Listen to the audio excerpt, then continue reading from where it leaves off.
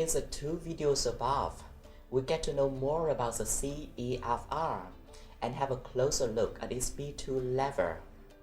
In the present video, we are going to unpack the strengths and weaknesses of this framework when it's incorporated into learning and teaching and testing practice. First, we are going to define what the student should learn and describe it in such a way that is useful and understandable for all parties involved.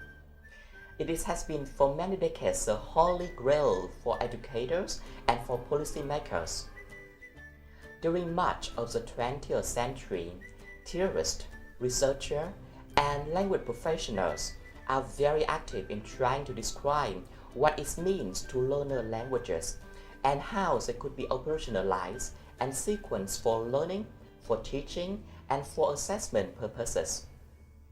Work was triggered almost in parallel on both sides of the Atlantic in aftermath of the World War II and the Korean War. International conflicts that made very apparent the need to learn foreign languages in order to be able to use them in everyday transactions, for social interaction, and for information transfer. Being able to use a language meant being able to put linguistic knowledge into practice. For the sake of certification, it was necessary to identify different levels of mastery along the learning continuum. The publication of the Common European Framework of Reference for Languages, Learning, Teaching, and Assessment in 2001 by the Councils of European was the European response to the challenge, and its author acknowledged the two main aims they had in mind. First, to encourage practitioners of all kinds in the language field, including language learners themselves, to reflect on such questions as: what do we actually do when we speak or write to each other? What enables us to interact in this way? How much of this do we need to learn when we try to use a new language? How do we set our objectives and mark our progress along the path from total ignorance to effectively mastery? How does language learning take place? What can we do to help ourselves and other people to learn a language better? Second, to make it easier for practitioners to tell each other and their client what they wish to help learners to achieve and how they tend to do so. However, despite the huge amount of work that has been put into challenging language syllabi, changing methodologies, and changing assessment practice, and despite the discussions, debates, and seminars and congress on the usefulness of the CEFR, it is still not possible to say that these languages policies have been effectively transferred to classroom or to the teaching materials. Not all teaching and learning objectives are designed to meet the communication needs, and not all assessment is geared to outcomes. That is, specific descriptors of what the student have demonstrated and understood as the completion of an activity or course. A lot has been changed, but there is still the feeling that there is still much to be done before it can be said policy matches with life, if that is ever possible. The success of the CEFR is due to two main factors. The first one has been outlined in the introduction, and it's both geopolitical and scientific. Governments and applied linguistics want to link language learning, language teaching, and language assessment to a more real-life oriented approach, and were striving to find a common currency in terms of terminology and in terms of levels of attainment. The CEFR was a timely publication in this respect and acted as a catalyst. It provided a complex but operational definition of language that embodied the work of many decades, presented as an action-oriented approach, and commonly referred to in the text as the horizontal dimension. In addition, The CEFR included definitions of different levels along the proficiency scale at 6 main levels, which were described in general terms, and in relation to language activities and language tasks in over 50 descriptor scales, commonly referred to as the vertical dimension. The second crucial factor of the success of the CEFR has to do with the characteristic of the approach that it embodies. The positive wording of the level descriptors and its non-compulsory nature with a structure open to multi-modality and adaptations. The CEFR gained international attention and respect very soon after its publication, and there were two features in the document, both closely related to the vertical dimension, which were the most salient and most rapidly put into use. One of them was relevant labels such as A1, A2, B1, B2, C1, and C2, which, especially in the field of testing, soon outshone other aspects in the document and became valuable currency for governments, policymakers, and testing institutions, to the dismay of many researchers and testing specialists. The second feature to be quickly adopted was the empirically developed and validated reference level descriptors, which were to have an enormous influence in drafting objectives, targets, and outcomes in language learning programs in different contexts for different uses and purposes. The impact of the two features is of very different nature. The use of the CEFR level labels with or without the accompanying level descriptors is very visible and has become commonplace in all educational levels in Europe, not only for adults but also for young learners learning foreign languages, but also for young learners and for L1 learners. By different stakeholders, government officials, public sector, administration officials at universities, immigration authorities, with different degrees of validity.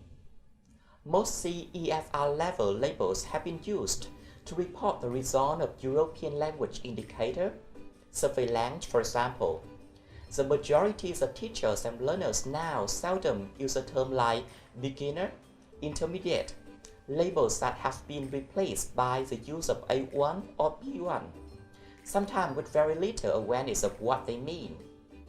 Is it not always the case that A1 is more transparent than beginner, especially if the label is used in isolation without its corresponding descriptor, or if the descriptor is not clearly operationalized in outcomes? The impact of the level descriptors has been less invisible, although they have been equally widely used. Curricular and language programs today are often outcome-based, drawn up with much more attention to real-life uses, and focus on what the student will be able and should be able to do at the end of the course. The lack of direct acknowledgement of the CEFR is probably due to the fact that language objectives and outcomes have also been much adapted, sometimes beyond recognition, and the adaptation have seldom been reported and documented. The contribution of European Language Portfolio, or ELP for short, in this respect needs to be taken into consideration. While using the CEFR beyond the level labels implies careful reading of the document itself before any direct, practical implementations are possible. Using the different components of the ELP is much more straightforward. The different instruments in the ELP, portfolio, language biography, or dossier can be put into direct use with the students, something that facilitated the understanding and dissemination of the CEFR approach and the formalization with the phrasing of descriptors. With the result that these have been influenced the draftings of language objectives in curricular, in language programs, and in lessons. One of the most important contributions of the CEFR has been that of stirring the waters of the teaching and the testing professions, which in turn had resulted in the considerable professional growth. Alongside the presence of the CEFR or ELP-related presentations, a myriad of projects and networks were set up in order to provide forums for discussion among European professionals in different fields who found themselves faced with a document worth discussing and which has already attracted the interest of government officials.